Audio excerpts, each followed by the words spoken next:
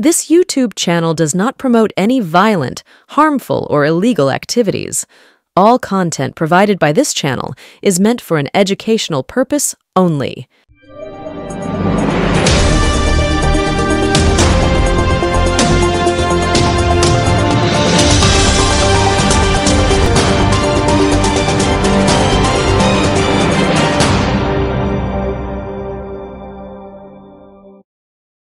নমস্কার, আদাব। আমি আপনাদের প্রবীর বিশ্বাস। দেখতে শুরু করেছেন প্রত্যেক দিনের অভ্যেস মতো বিশ্বজোড়া বাঙালির আওয়াজ আর আপনাদের প্রিয় চ্যানেল এনকে ডিজিটালের সান্ধ্য অনুষ্ঠান এক্স ফ্যাক্টর। আজকে যে প্রতিবেদনটি আপনাদের সামনে নিয়ে এসেছি, প্রতিবেদনটি তৈরি করে দিয়েছেন আমাদেরই এক রসিক দর্শক জ্যোতিপ্রকাশ সাহা। জ্যোতিপ্রকাশ বাবুকে আমি জ্যোতি দা বলি, কারণ তিনি আমার থেকে বয়সেও একটু বড়। আর তিনি আমাদের যে অনুষ্ঠান হয়েছিল নভোটেল হোটেলে, সেখানেও সক্রিয়ভাবে অংশগ্রহণ করেছিলেন, ব্যক্তিগত আলাপও হয়েছে। জ্যোতিপ্রকাশ বাবু একটি পত্রিকা সম্পাদনা করেন যার নাম হচ্ছে নবাব, এবং এই পত্রিকায় বিভিন্ন সময় আমরা দেখেছি যে বিভিন্ন রকম বেশ রসিক লেখা প্রকাশিত হয়, রসের লেখা প্রকাশিত হয়। আজকেই সেরকম একটা রসকস সমৃদ্ধ প্রতিবেদন তুলে এনেছি আমরা জ্যোতিপ্রকাশ বাবুর থেকে। জ্যোতিপ্রকাশ সাহার প্রতিবেদনটা আজ আমরা দেখাবো এক্স ফ্যাক্টরে। সব চোরগুলো একে একে জামিন পেয়ে যাচ্ছে। অনুব্রত মণ্ডল আগেই জামিন পেয়েছে, তার আগে তার মেয়ে সুকন্যা জামিন পেয়েছে, অনুব্রত দেহরক্ষী সাইগাল হোসেনও জামিন পেয়ে গিয়েছে, মানিক ভট্টাচার্য, জীবন কৃষ্ণ সাহা, আরো কত কত চোর এর মধ্যে জামিন পেয়ে গেল। সব চোরদের নাম এই মুহূর্তে হয়তো মনে পড়ছে না ঠিকই, কিন্তু চোরেরা জামিন পেয়েছে। যেমন গতকাল কুন্তল ঘোষ এবং অর্পিতা মুখার্জিও জামিন পেয়ে গেল। এই সেই অর্পিতা মুখার্জি যার বাড়ি থেকে কোটি কোটি টাকা পাওয়া গিয়েছিল, যেটা গুনতে নাকি ব্যাংক থেকে টাকা গোনার মেশিন পর্যন্ত আনতে হয়েছিল। ভাবুন কত বড় চোরেরা। এসএসসি ঘুষকাণ্ডে পার্থ চট্টোপাধ্যায়ের চুরির টাকা অর্পিতা তার বাড়িতে রেখেছিল। অর্পিতার সঙ্গে নাকি পার্থবাবুর একটা ভাব ভালোবাসার সম্পর্ক ছিল বা আছে। এসব আমরা সব সংবাদ মাধ্যমেই জেনেছি। ব্যাংকের ভল্টে যেভাবে বান্ডিল বান্ডিল টাকা রাখা হয়, সেই রকম বান্ডিল বান্ডিল টাকা একটা দেয়ালের ধারে রাখা ছিল, তার ছবিও আমরা দেখেছি। তার উপরে দুটো এসএসসির খামও রাখা ছিল। ব্যাস, দুয়ে দুয়ে চার হয়ে গেল, মিলে গেল অঙ্ক। এটাই সেই ঘুষের টাকা। যে সময় বাংলার মানুষেরা কিন্তু কেউ সাধারণ কমন সেন্স ব্যবহার করে জানতে চাননি যে ঘুষের টাকা এভাবে নতুন কারেন্সি নোটে বান্ডিল বেঁধে তারা পার্থবাবুকে দিয়েছিল কিনা, যেটা পার্থবাবু অর্পিতার বাড়িতে রেখেছিল। এসএসসির দুটো খাম রাখা ছিল। পার্থবাবু এত নির্বোধ এবং অর্পিতাও এত নির্বোধ ছিল যে টাকার উপরেই খামগুলো তারা রেখে দিয়েছিল। যাই হোক, সেসব ছবি আমরা মিডিয়ার মাধ্যমে দেখেছি। কিছু মিডিয়া সূত্রের মাধ্যমে এবং ইডিট সংবাদ মিডিয়া, মানে কিছু মিডিয়া ইডিট যারা সংবাদ করে, খুব রসালো ভাবে পরিবেশন করেছিল সে গল্প। আমরা বাঙালিরা একটু কেচ্ছা কাহিনীতে পছন্দ করি, একটু কেন খুব পছন্দ করি। ফলে পার্থ অর্পিতার ভাব ভালোবাসার গল্পটা বেশ উপভোগ্য ছিল আমাদের কাছে। নতুন নামকরণ হয়েছিল অপা। অর্পিতা পার্থবাবুর এই বন্ধু, যে যোগটা পাবলিকের সামনে মিডিয়া মারফত এনে অর্পিতার বাড়ির টাকাটা যে পার্থবাবুরই, এ ব্যাপারে ইডি নিশ্চিত করেছিল। বুঝলেন গল্পটা? আরো একবার বলি। অর্পিতা আর পার্থবাবুর বন্ধুত্ব ছিল, ভাব ভালোবাসার একটি সম্পর্ক ছিল। এই ভাব ভালোবাসার সম্পর্কটা চাউর করে দিয়ে এটা প্রমাণ করার চেষ্টা হয়েছিল যে অর্পিতার বাড়িতে যে টাকাটা রাখা, সেটা নিঘাত পার্থবাবুর। পার্থবাবু আর কাউকে খুঁজে পাননি, তার ওই একমাত্র বান্ধবীকে ভরসা করে টাকাটা তার বাড়িতে রেখে, দেওয়ালের এক ধারে সাজিয়ে গুছিয়ে রেখে, তার উপরে দুটো খামও রেখে দিয়েছিলেন এসএসসি। এটা কিন্তু আমরা মিডিয়ার মাধ্যমে জেনেছি। তাই পার্থবাবু প্রায় 2.5 বছর ধরে জেলে। অর্পিতা নিজেও জানে না অত টাকা ওর বাড়িতে কিভাবে উদ্ধার হলো। ভাবুন, যার বাড়িতে টাকা উদ্ধার হলো সে নিজেও জানে না।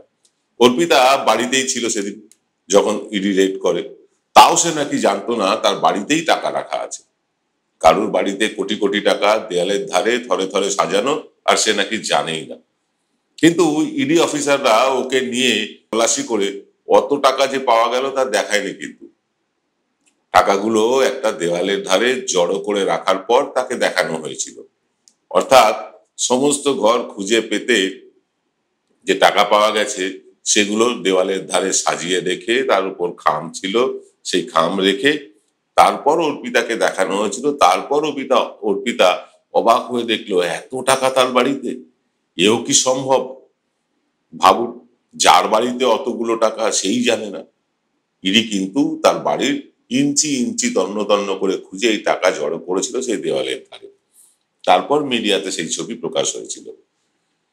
এই দেখুন, এতগুলো টাকা মানে যদি আপনার বাড়ি মানে অপার বাড়ি থেকে পাওয়া গেছে বা অর্পিতার বাড়ি থেকে পাওয়া গেছে, এটা তো ঠিক, কারণ এর ছবি আমরা দেখেছি, ছবি তো মিথ্যে বলে না। এখন আমরা সত্যি মিথ্যে কিন্তু কিছুই জানি না। শুনেছি অর্পিতার একটা বাড়ি আর একটা ফ্ল্যাট থেকে 64 কোটি টাকা পাওয়া গেছে। 100টা 2000 টাকার বান্ডিল, এমন বান্ডিল, 10টা বান্ডিল নিয়ে একটা সবুজ পলিথিনের প্যাকেটে মুড়ে সেলোটেপ দিয়ে বাঁধা সেই টাকা ব্যাংকের ভল্টে রাখা হয় সেভাবে। মানে 2000 টাকার যে বান্ডিল 100টা পাওয়া গিয়েছে, সেই বান্ডিল এমন ভাবে তার প্যাকেজিং, সেই প্যাকেজিং এ কিন্তু রাখা হয় ব্যাংকের ভল্টে। এই ব্যাংকের ভল্টে যেভাবে টাকা রাখা হয়, এমন টাকা কিভাবে অর্পিতার বাড়িতে এলো? সেই সময় আমাদের অন্তত সাধারণ কমন সেন্সে এটা কিছুতেই মাথায় আসে। বেশ কয়েকজন মানুষ যারা আমাদের পরিচিত বা আপনারাও মনে করতে পারবেন, এই নিয়ে তাদের কাছেও কিন্তু সন্দেহ প্রকাশ অনেক মিডিয়া করেছিল, আমরা কিন্তু করেছিলাম। ইডির হাতে এক মজার আইন আছে, সেটা হচ্ছে কাউকে গ্রেফতার করলে সে যে অপরাধী নয় সেটা তাকেই প্রমাণ করতে হবে। এক অদ্ভুত আইন। আপনি গ্রেফতার হয়ে যাবেন, ওই গ্রেফতার অবস্থাতেই আপনাকে প্রমাণ করতে হবে আপনি নির্দোষ। এ নিয়ে আরো বিস্তারিত বলবো ছোট্ট একটা বিরতির পর। জয়গুরু রত্নভান্ডার জ্যোতিষ সীমা, এখানে গোল্ড মেডেলিস্ট জ্যোতিষী বসেন। হাই কোয়ালিটির আসল গ্রহরত্ন সবচেয়ে কম দামে এখানে পাওয়া যায়। স্থান বেলঘড়িয়া রানী পার্ক, বটতলা, 2 নম্বর রেলগেটের নিকটে। 9681345722 এবং 9007778922। ফিরলাম বিরতির পর। আপনারা দেখছেন এনকে ডিজিটালের সান্ধ্য অনুষ্ঠান এক্স ফ্যাক্টর। আর এক্স ফ্যাক্টরে আজকের শীর্ষক হচ্ছে আর ধরে রাখা যাচ্ছে না চোরেদের, একে একে সব চোর বেরিয়ে পড়ছে। প্রতিবেদনটি আমরা পেয়েছি জ্যোতিপ্রকাশ সাহা, আমাদেরই এক দর্শক, তার কাছ থেকে। দেখুন, ইডির হাতে এমন একটা আইন আছে যে আইনে ইডি দিনের পর দিন, মাসের পর মাস, বছরের পর বছর যে কোনো মানুষকে মানে প্রমাণ ছাড়াই গ্রেফতার করে রাখতে পারে। আরো একটা মজার ব্যাপার, যিনি গ্রেফতার হয়ে আছেন ইডির কাস্টাডিতে, তাকেই প্রমাণ করতে হবে যে তিনি নির্দোষ। একজন মানুষ জেলে থাকা অবস্থায় কি করে তিনি তথ্য প্রমাণ জোগাড় করবেন? এটা তো একটা প্রশ্ন। এই যে পার্থ অর্পিতার কেস, এক্ষেত্রে অর্পিতাকেই প্রমাণ করতে হবে ওই যে বিপুল টাকা যা ওর বাড়ি থেকে উদ্ধার হয়েছিল তা কিন্তু ওর নয়, এটা অর্পিতাকেই প্রমাণ করতে হবে। তবে এখন সুপ্রিম কোর্টের কিছু নির্দেশ এই আইনের একটু অদল বদল হয়েছে। সম্ভবত এখন ইডিকেই জানাতে হবে ওই টাকা কিভাবে পাওয়া গেল। এই টাকা পাওয়ার গল্প ছাড়া গত 2.5 বছরে ইডি তদন্ত করে আর নতুন কোনো তথ্য জোগাড় করতে পারেনি। ফলে তদন্তের দীর্ঘসূত্রিতার কারণে অর্পিতাকে জামিন দেওয়া হয়েছে। কারণ সুপ্রিম কোর্টের নির্দেশ আছে, পরিষ্কার নির্দেশ আছে যে তোমার তদন্তে দেরি হওয়ার জন্য তুমি কোনো অভিযুক্তকে দীর্ঘকাল কারাগারে ধরে রাখতে পারো না, এতে তার মানবাধিকার লঙ্ঘিত হয়। ফলে এখন সমস্ত চোরেরাই তাদের জেলে রাখার জন্য ইডি সিবিআই তেমন কোনো তথ্য দিতে না পারার কারণে জামিন পেয়ে যাচ্ছে। যাদেরকে একসময় চোর বলে গ্রেফতার করেছিল তাদের বিরুদ্ধে তথ্য প্রমাণ নেই, বাধ্য হচ্ছে জামিন পেয়ে যেতে। মানে তাদেরকে অটোমেটিক্যালি তারা জামিন পেয়ে যাচ্ছে, কারণ তাদেরকে বলা হয়েছিল চোর, প্রমাণ করা যায়নি। তাই প্রমাণের অভাবে বা তদন্তের দীর্ঘসূত্রিতার কারণে বহু চোর জামিন পেয়ে গিয়েছে, জামিন পেয়ে যাচ্ছেও। আসলে তথ্য কোথা থেকে পাওয়া যাবে? কোথা থেকে তথ্য পাবে? কোথা থেকে প্রমাণ পাবে? যদি তথ্য থাকে তবে তো প্রমাণ পাওয়া যাবে। আসলে এটা যে একটা চক্রান্ত, সেটা কিন্তু ক্রমশ মানুষের কাছে স্পষ্ট হয়ে যাচ্ছে। ফলে পশ্চিমবাংলায় দুর্নীতি দুর্নীতি বলে চেঁচিয়ে ভোটের বাজারে ভোট মিলছে না। এত দুর্নীতি হলো, এত চোর ধরা পড়লো, এত চোরকে জেলে আটকে রাখা হলো, তারপরেও প্রতিটি নির্বাচনে কেন পর্যুদস্ত হচ্ছে বিজেপি এবং সিপিএম? গতকাল ইউটিউব ঘাটতে ঘাটতে হঠাৎ একটা কলকাতা টিভির ভিডিও সামনে এলো। তাতে দেখলাম সঞ্চালক প্রশ্ন করলেন, এই কুন্তল ঘোষ, শান্তনু বন্দ্যোপাধ্যায়, অর্পিতা মুখার্জি যে জামিন পেয়ে গেল, এ ব্যাপারে আপনাদের বক্তব্য কি? বিখ্যাত উকিল সিপিএম নেতা ফিরদৌস শামীম তিনি কি যে বলতে চাইলেন সেটা সত্যি বুঝতে পারলাম না। তিনি বেশ গর্ব করে বললেন, এই শিক্ষা দুর্নীতি নিয়ে তিনি নাকি সিবিআই তদন্ত হাইকোর্ট থেকে ছিনিয়ে এনেছেন। বেচারা বিকাশ রঞ্জন, তাকে তাদের দলের লোকেরাই উপেক্ষা করছে। আমরা তো জানতাম এইসব সিবিআই টিবিআই করার একমাত্র রেজিস্টার্ড মালিক বিকাশ বাবু। যাক, সে কথা যাক। শামীম বাবু যা বললেন সেটা হলো, এই দুর্নীতি এত গভীরে সেটা 1-2 বছরে নাকি তদন্ত করে বের করাই সম্ভব না। এ ব্যাপারে মানে সিবিআই কে তিনি সরাসরি দায়ী করলেন না। তারপরে অবশ্য সিবিআই কে ক্লিন চিটও দিলেন না। এরপর তিনি বললেন, সিবিআই তদন্তে বেশ কিছু ঢিলেমিও আছে, এর কারণেই সমস্ত চোরেরা নাকি জামিন পেয়ে যাচ্ছে। একবার বলছেন এই দুর্নীতির শিকড় এত গভীরে, এত তাড়াতাড়ি তদন্ত করা যায় না, আবার বলছেন এ ব্যাপারে সিবিআই অফিসারদের ঢিলেমি আছে। এরকম দ্বিচারিতা সম্ভবত বাম রাজনৈতিক মতাদর্শে বিশ্বাস করা নেতাগুলোর পক্ষেই করা সম্ভব। এইরকম ভুরি উদাহরণ আছে বামেদের দ্বিচারিতার। জানি না এটাকে ওনারা দ্বন্দ্বমূলক বস্তুবাদ বলেন কিনা। শামীম বাবুর কথায় আপনিও আমাদের মতন ঘেঁটে যেতে পারেন, মাথা চুলকে ভাবতে শুরু করতে পারেন। তবে শামীম সাহেবের শামীম সাহেব কি সিবিআই এর প্রশংসা করলেন নাকি সমালোচনা করলেন, এটা আপনাকে মাথা চুলকে চিন্তা করতেই হবে। আপনি কিছুতেই তা বুঝতে পারবেন না। জামিন পাওয়ার কারণটা কিছুতে আমাদের কাছেও স্পষ্ট হলো না, অথচ ওই সঞ্চালকের মুখে শুনলাম দীর্ঘদিন ধরে এদেরকে জেলে রেখে দিয়ে কোনো নতুন তথ্য প্রমাণ কোর্টে আর জমা দিতে পারেনি সিবিআই, সেই কারণেই তাদের জামিন হয়ে যাচ্ছে। এই কথাটা স্পষ্ট হলো, আর কোনো তথ্য প্রমাণ তাদের কাছে নেই। যদি আর কোনো তথ্য প্রমাণ থাকতো, সেই তথ্য প্রমাণ দিয়ে সাপ্লিমেন্টারি চার্জশিট দিয়ে সিবিআই নিশ্চয়ই তাদের আটকে রাখতে পারতো, ইডি তাদের আটকে রাখতে পারতো। তথ্য প্রমাণ আর নতুন কিছু নেই, অভিযোগটুকুই আছে, তারপরে আর কিছু নেই, তাই চোরেরা জামিন পেয়ে যাচ্ছে। মানে মানে এই যে যদি তথ্য প্রমাণ না থাকে, সিবিআই দেবে কোত্থেকে? শামীম বাবু আর একটা কথা বলেছেন ওই ভিডিওতে, দেখলাম জামিন পাওয়া মানেই কিন্তু তিনি বেকসুর খালাস হয়ে যাওয়া নয়। এটা আলবাত ঠিক, এটা তিনি না বললেও পারতেন, আমরা সবাই জানি এসব কথা। দর্শক শ্রোতাদের কাছে তা বোধগম্য হয় না কিছুতেই। হয়তো নিজের ব্যর্থতা ঢাকার জন্যই এই কথাগুলো তিনি বলেছেন, হতে পারে। মানে এই যে জামিন পাওয়া মানে বেকসুর খালাসটা, এইসব কথা টিভিতে বলে মানে লাভ কি? তো আমি আপনি বাচ্চা ছেলেও জানে, তবু একটু পাণ্ডিত্য দেখাতে হবে। টেলিভিশনের পর্দায় তিনি গেছেন, গুরুগম্ভীর ভাবে সব বলবেন, তবে তো পাণ্ডিত্য প্রমাণ পাবে। চোর মদন 5 বছর হলো জামিন পেয়েছেন। তারও বছর খানেক আগে চোর কুনাল, তিনিও জামিন পেয়েছেন। আজকে তাদের এই কেসগুলোর স্ট্যাটাসটা কি? শামীম বাবু কি আমাদের মতন ততটা যারা শিক্ষিত নই অবামপন্থীদেরকে বলবেন? সিবিআই বা ইডি তারা কি এখনো তদন্ত চালিয়ে যাচ্ছে ওই কেসগুলোর? কবে ট্রায়াল হবে? কবে দোষী সাব্যস্ত হয়ে চোরেরা আবার জেলে যাবে? এটা জানতে বড় মন চায়।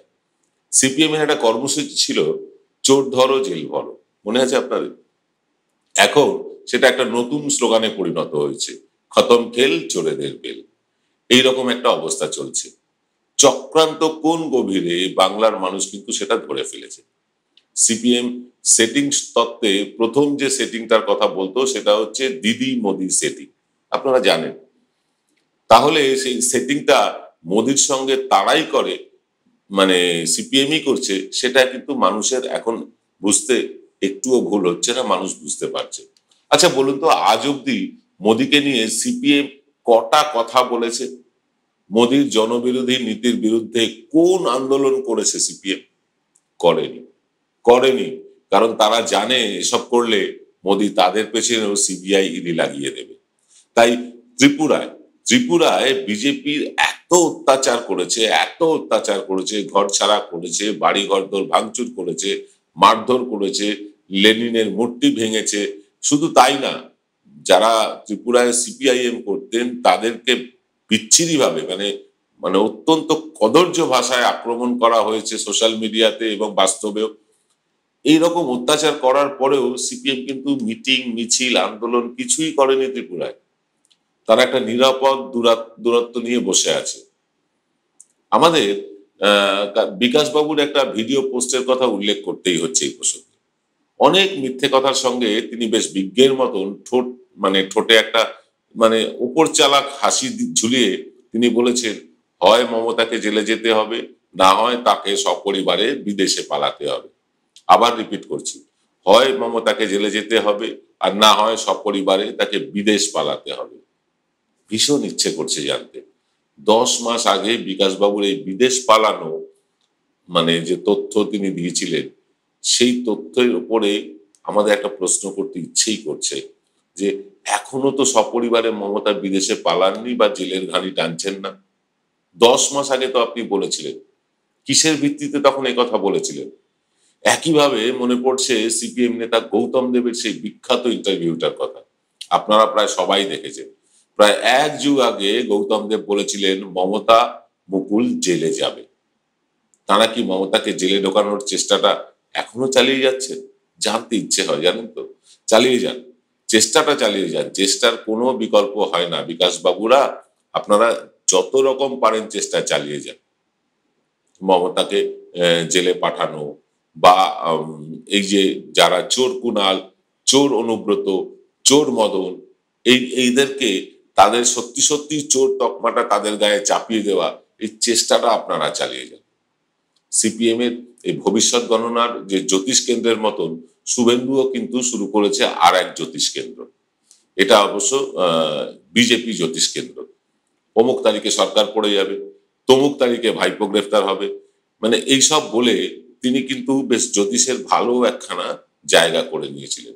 এখন আবার বিজেপি সভাপতি সুকান্ত মজুমদার তিনিও একই জুতোয় পা গলিয়েছেন।